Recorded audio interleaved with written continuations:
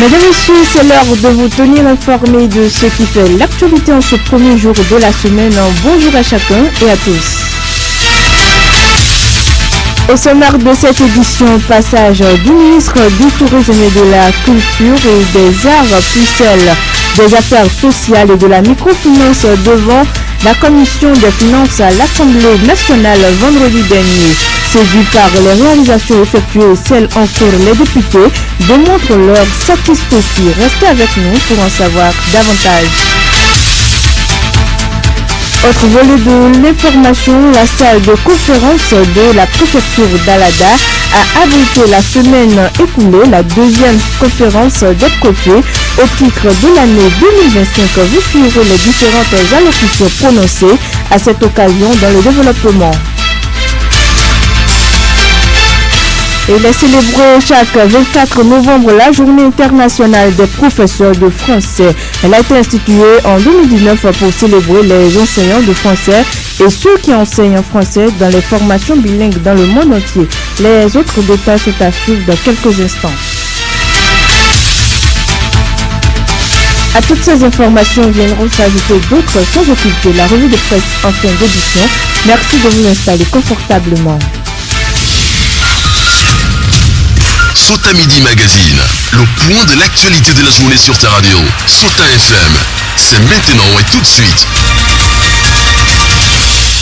De nouveau, bienvenue à chacun et à tous. On démarre par une note en bref. Le ministre de l'Intérieur et de la Sécurité publique informe que dans le cadre de l'édition 2026 du pèlerinage à la Mecque, il sera organisé par la direction de l'immigration et de l'immigration une opération spéciale de délivrance de passeport ordinaire biométrique au profit des candidats suivant le programme ci-après. Dans le département du littoral atlantique au plateau Monokoufo, l'opération aura lieu à partir du 1er décembre 2025 à la Direction générale de l'immigration et de l'immigration dans toutes les communes des départements concernés. Du mardi 2 au mercredi 3 décembre 2025, ce sera le tour du zoo et des collines à la mairie de Savalou.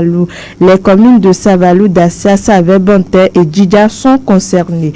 L'étape de la Donga aura lieu à la mairie de Basila du mardi 2 au jeudi 4 décembre 2025 dans la Liborie, Kandi, Banikwara, Gogounou et Segbanan. Ils sont attendus à la préfecture de Kandi du vendredi 5 au mardi 9 décembre 2025 et pour les communes de Malanville et Karimaman, ça aura lieu à la mairie de Malanville du mercredi 10 au dimanche 14 décembre 2025. Je venais de l'annoncer il y a quelques instants, le vendredi 21 novembre 2025, la ministre des Affaires sociales et de la microfinance, puis celui du tourisme, de la culture et des arts ont présenté aux honorables députés le projet de budget de leur département ministériel pour la gestion 2026. La séance s'est déroulée à l'Assemblée nationale à Porto Novo. Au ministère des Affaires sociales et de la microfinance, le budget 2026 a eu une augmentation comparativement à celui de l'année dernière. Je vous invite à écouter Véronique Toïfodé, ministre des Affaires sociales et de la microfinance.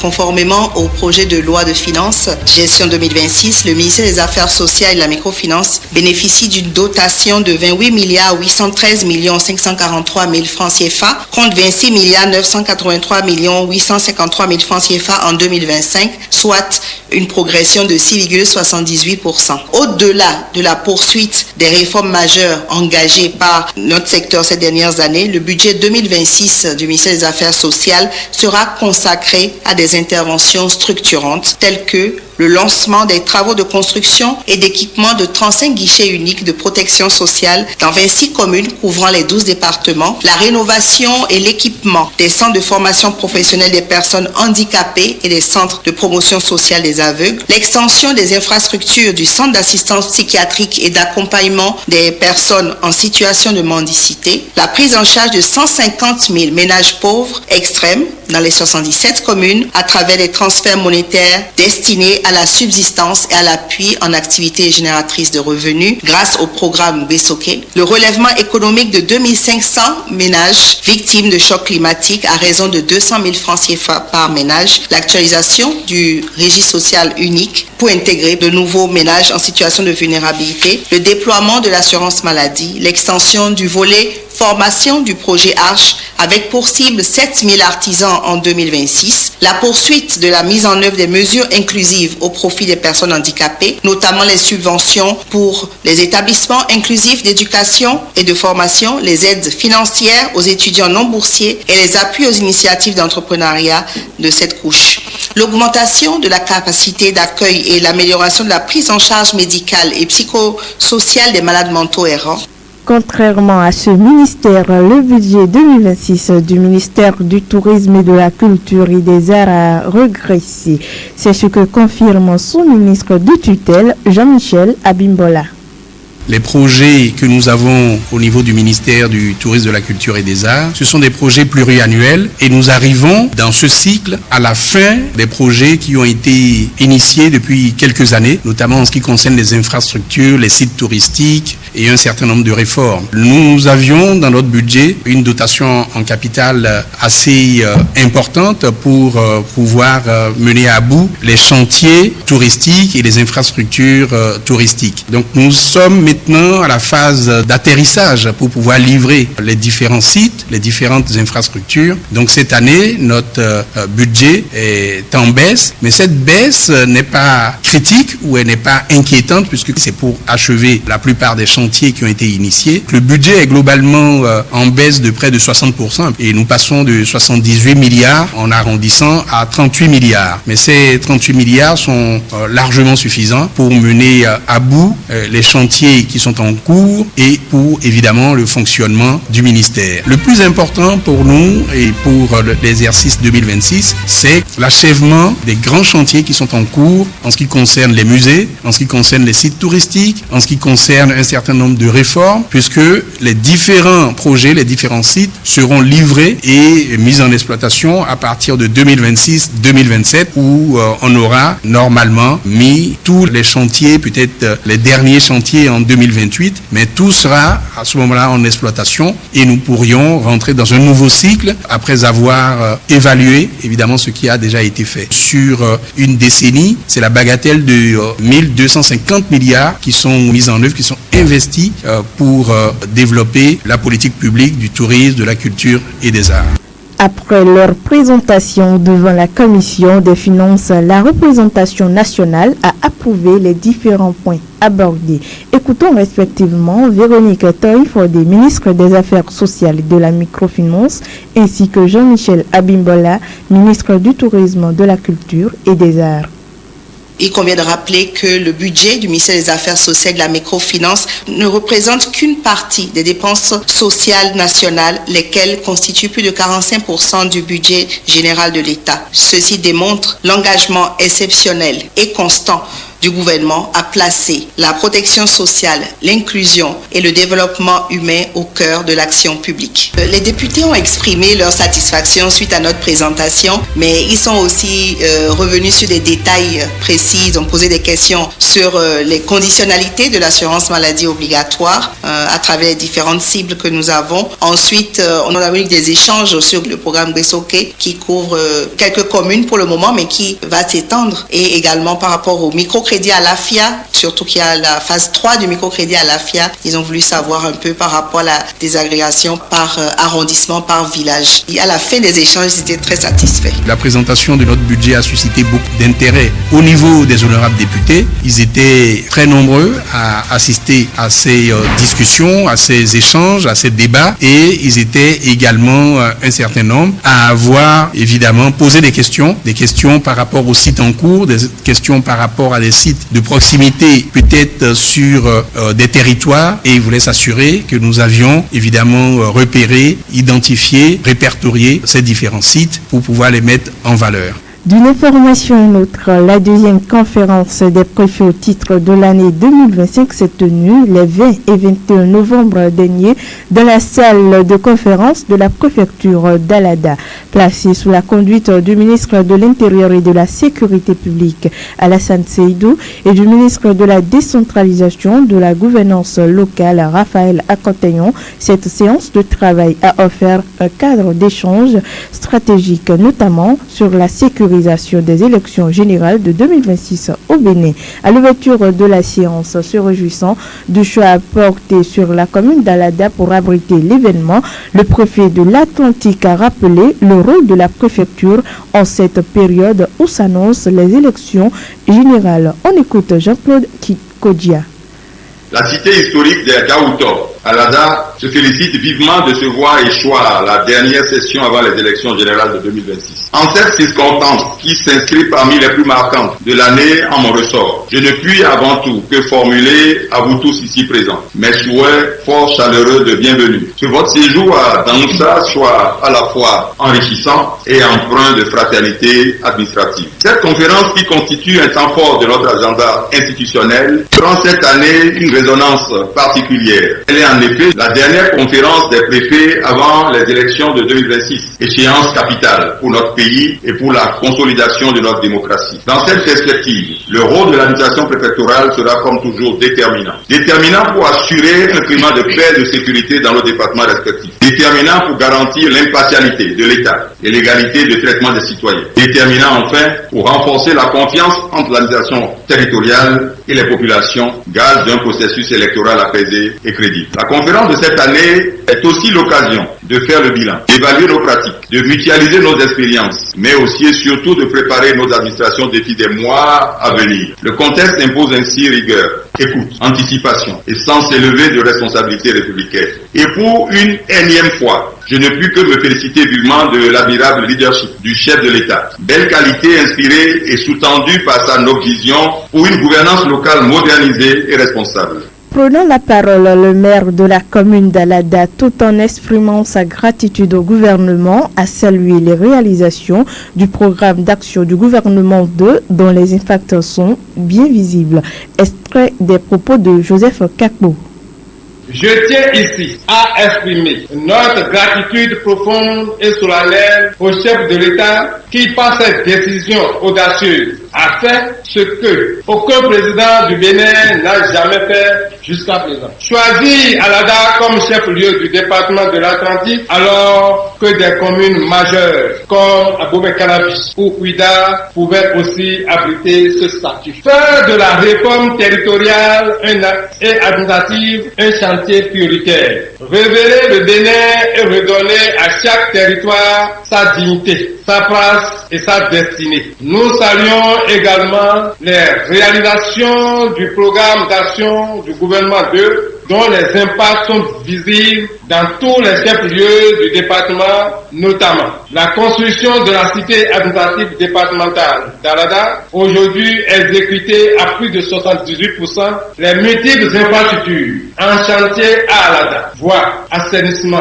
équipement public, modernisation urbaine et bien d'autres projets structurants tels que la construction du centre d'information des maires, CEFAL. Ces derniers traduisent clairement la volonté du gouvernement de doter Alada de moyens à la hauteur de son statut départemental. Je voudrais adresser mes remerciements à vous, messieurs les préfets, pour votre présence et votre engagement quotidien au service de l'État, à tous les conférenciers et participants qui enrichiront les travaux, à l'ensemble des partenaires institutionnels et techniques.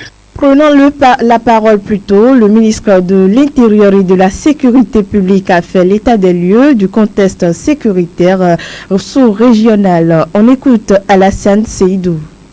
Nos assises se tiennent dans un contexte sécuritaire préoccupant au plan sous-régional et national. La sécurité est indiscutablement le socle sur lequel repose toute notre action de gouvernance et de développement. La présente conférence constitue donc un moment privilégié d'évaluation d'orientation et de renforcement de notre action sur le terrain. Le contexte sécuritaire sous-régional est marqué par le blocus imposé par les groupes armés terroristes, plus spécifiquement le groupe de soutien à l'islam et aux musulmans, j'estime, dans la chaîne d'approvisionnement en carburant au Mali. Cette nouvelle stratégie qui vise à paralyser les activités économiques et à terme bloquer le fonctionnement de ce pays mérite d'être suivie avec attention pour anticiper les répercussions possibles sur le Bénin. Du côté du Niger, c'est également le statu quo avec le maintien de la fermeture de la frontière et la récente sortie du président de la République du Niger qui continue d'accuser sans aucune preuve notre pays d'abriter des forces étrangères. Quant au Burkina Faso, les signaux sont positifs avec la visite le vendredi 14 novembre 2025, donc la semaine dernière, du président du Conseil constitutionnel de ce pays à son homologue béninois pour discuter des questions bilatérales. Au plan national, plusieurs attaques barbares ont été perpétrées contre les positions des forces de défense et de sécurité depuis nos dernières retrouvailles. La conférence des préfets est une activité inscrite au plan de travail annuel du ministère de la décentralisation, de la gouvernance locale et coordonnée par la direction de l'administration d'État.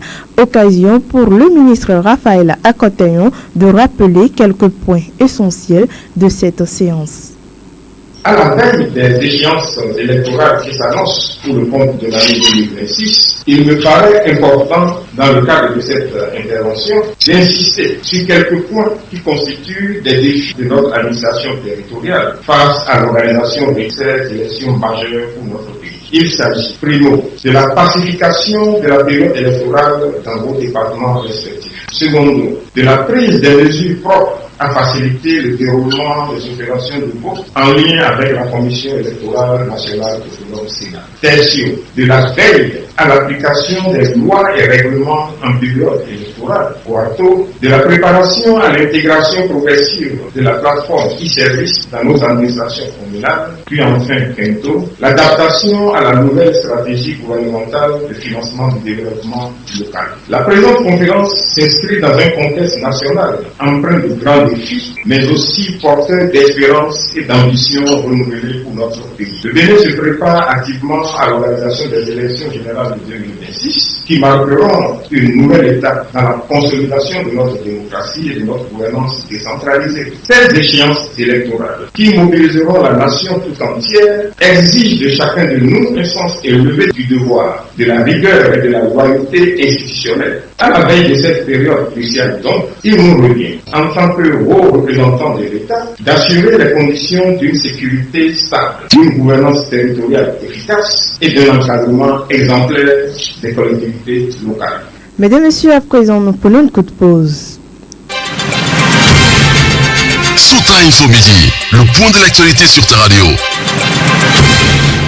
Ainsi s'installe la deuxième partie de ce journal et nous revenons au plan local où les producteurs engagés dans le champ école paysan du Prima à Bodjekali ont procédé en matinée de ce dimanche 23 novembre 2025 à la récolte du fruit d'une saison d'apprentissage intensive. Une activité qui a connu la présence de la mairie de Malanville, la cellule communale de l'ATDA Vallée du Niger, les producteurs et le facilitateur du riz du projet Prima. Kandi FM et Sota FM ont recueilli les informations. Suivez le point avec Fauziat Simbe.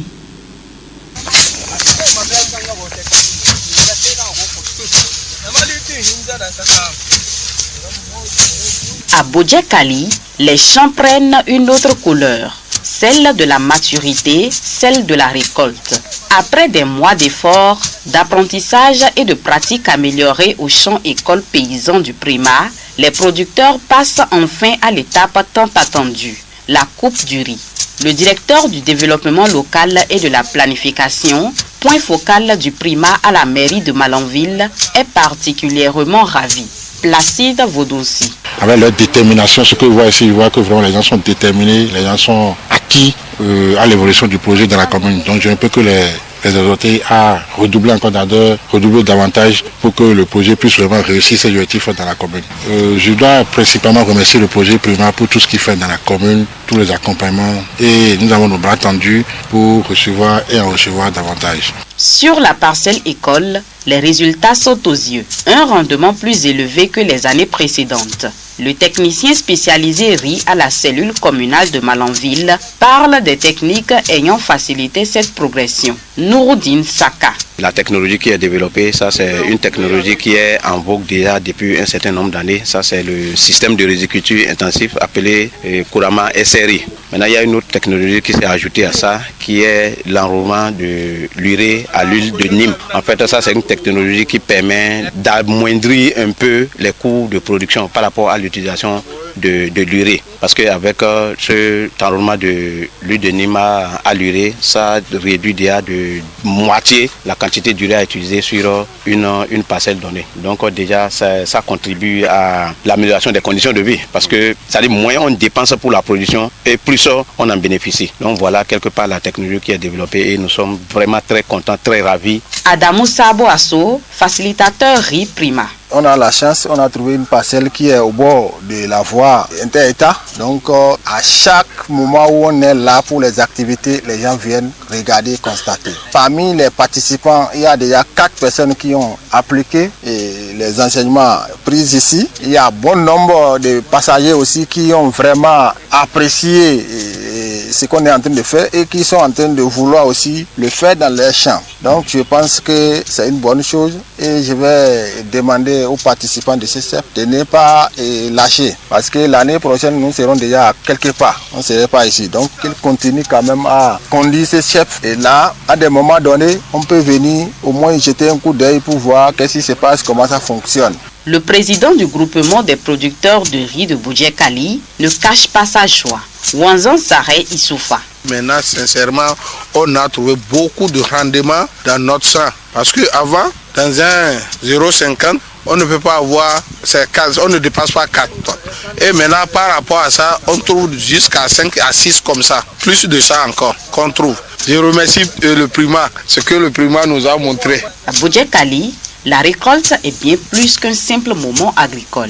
C'est la preuve concrète qu'avec la formation, l'encadrement et l'engagement des producteurs, les champs peuvent devenir de véritables écoles de réussite. Merci à vous, Kawiato Siné. À présent, nous sommes en note éducative. Chanter, jouer, enseigner. La francophonie en musique, c'est le thème choisi cette année pour commémorer la Journée internationale des professeurs de français.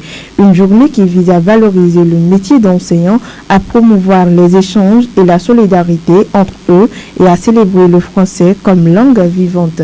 Elle met en lumière le rôle des enseignants dans la transmission de la langue et de la culture francophone, notamment à travers des pratiques pédagogiques innovantes et créatives.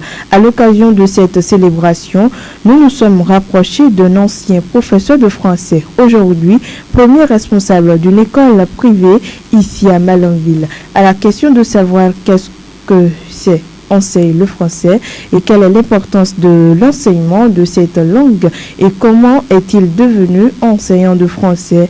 Voici ce que explique De Souza Miguel, extrait de ses propos. Enseigner le français, c'est d'abord amener à une certaine ouverture d'esprit. L'enseignement du français, c'est une discipline transversale qui doit pouvoir aborder d'autres disciplines.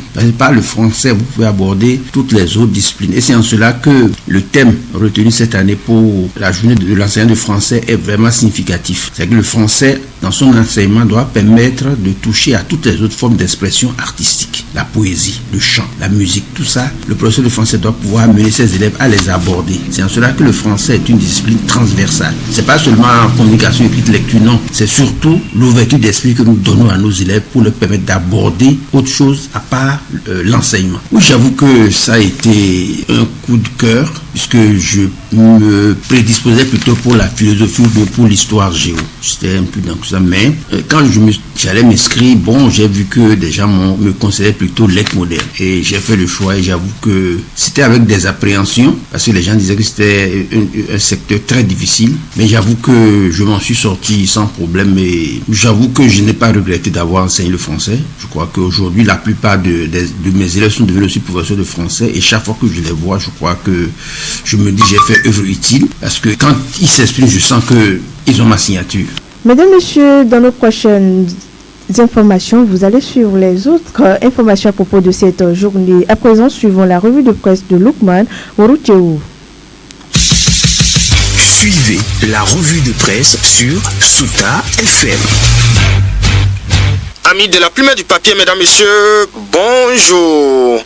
Après la révision de la Constitution intervenue le 14 novembre 2025, ce lundi, plusieurs journaux rapportent que le gouvernement a initié une vaste campagne d'explication des nouvelles dispositions. Le matinal, l'informateur Diakwata, le meilleur et Dynamis Info renseigne qu'il est initié en effet une tournée d'explication sur la révision de la Constitution. À cet effet, indique le matinal, une délégation conduite par le ministre de la Santé Benjamin Oupati était dans l'après-midi d'hier dimanche 23 novembre à Godomé. La délégation a expliqué aux populations les objectifs de la réforme constitutionnelle, écrit le journal appuyé par Diakwata qui indique que c'est une tournée conjointe d'explication, car souligne également l'informateur, les forces politiques de la mouvance présidentielle, en l'occurrence les partis Union Progressiste, le Renouveau et Bloc républicain, entament ainsi la pédagogie autour des aspects importants de la Constitution nouvelle. Il s'agit en réalité, croit savoir, la publication d'une initiative propagandiste qui vise à adhérer les populations aux nouvelles dispositions fondamentales. Et la tournée est prévue du 22 au 29 novembre à travers tout le pays, précise Quotidien Le Meilleur. Mais Dynamis Info compare cette initiative à valeur de médecin après la mort. Pour mon confrère, c'est une démarche pour se racheter auprès du peuple dont, estime le Quotidien, la souveraineté a été confisquée dans l'intérêt des acteurs politiques. Dans une ambiance de méfiance et de perte de confiance, les révisionnistes amorcent la tournée pour aller exposer ce qui devrait l'être depuis. Mon confrère considère l'initiative comme un acte à valeur de médecin après la mort. Pendant ce temps, dans la suite, la Nouvelle Tribune parcourt la liste des différents partis politiques pour les législatives de 2026 au Bénin. Le journal constate des recompositions inattendues, des candidats délocalisés et des fonctions controversées. Tout en parcourant également les listes, Fraternité retient que la moyenne d'âge sur les listes Bloc républicain et Union Progressiste, le Renouveau, est de 51 ans. Le plus jeune candidat a 29 ans et le plus vieux est âgé de 118 ans. Et si pour le Soleil Bénin Info, Akhenaton demeure la carte maîtresse pour le triomphe de l'Union Progressiste, le Renouveau dans la 24e circonscription électorale, l'emblème du jour présente Yankoti, Aonvo Ebla, Vlavonou et Abimbola comme les locomotives électorales de l'Union Progressiste, le Renouveau dans les 19e, 20e, 21e et 22e circonscriptions électorales.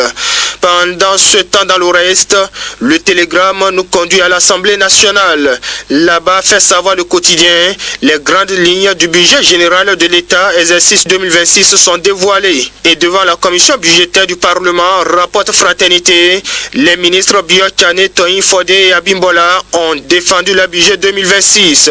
Mes confrères révèlent les chiffres et la boussole déduit qu'au ministère du Tourisme, Abimbola défend la continuité des grands chantiers malgré une forte contraction. Et de son côté, Diakwata rapporte un nouvel élan pour l'éducation béninoise. 1 millier d'enseignants AME seront déployés sur le terrain, informe en manchette le journal. Quotidien La Cloche se veut plus précis lorsque le journal écrit qu'il s'agit d'une vague complémentaire de 1140 nouveaux AME pour compléter le déficit d'enseignants dans les lycées et collèges béninois. Pendant ce temps, la boussole pour ainsi finir, le journal annonce parfaite de Banamé devant la Cour constitutionnelle. Oui, confirme le Soleil Bénin Info, le Télégramme, l'Informateur et bien d'autres publications. Elle est visée par un recours pour avoir prétendu faire disparaître le Bénin. Alors pour menace à l'unité et à la souveraineté nationale, écrit la boussole, parfaite devant la Cour. Sans commentaire, mesdames, messieurs, quant à nous, on s'arrête ici dans l'espoir de nous retrouver demain pour un autre rendez-vous. Fin de cette revue. Merci de m'avoir suivi. À demain. C'était la revue de presse sur Souta FM.